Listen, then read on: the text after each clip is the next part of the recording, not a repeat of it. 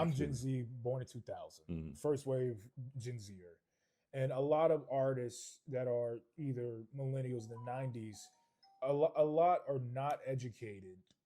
Well, not a lot, but some aren't educated on music, and they can't go to different degrees in the musical universe if they don't have the basics of music theory.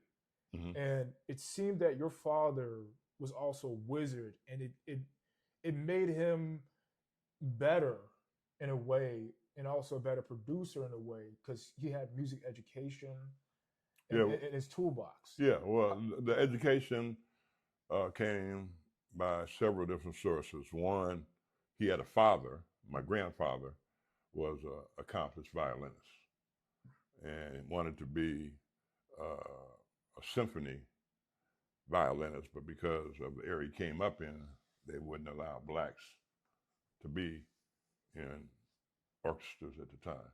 Yeah. You know, And so what was that area that he that came was from? like in the 40s and 50s, 40s basically. and 50s. Was Yeah. this in the South or the East Coast?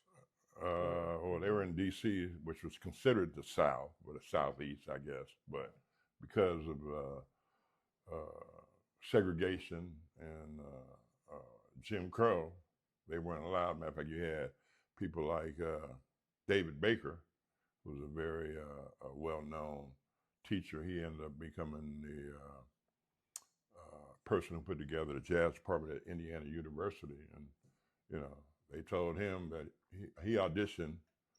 Uh, he was a trombone player, and he auditioned, and they told him, he was the best trombone player they ever heard, but they couldn't hire him because he was black. You know, so that was just the reality. But I have a lot of admiration for the musicians who came up because they didn't let uh, things stop them. They would find they were very creative. They think outside the box, and they would do things to make things happen in spite of That's a very discrimination and segregation. So, that's a very good pivot into the next topic. mm, I'm very aware, being black in America, because I was raised by a mom and a father born in the 50s. mm-hmm. Uh, respectively, being from Jacksonville in the Midwest and Cincinnati, Ohio. Okay.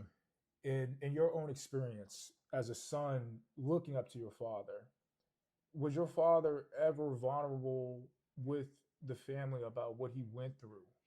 Well, I can remember a situation where when we moved from Brooklyn, New York, to Los Angeles, he wanted to continue his education.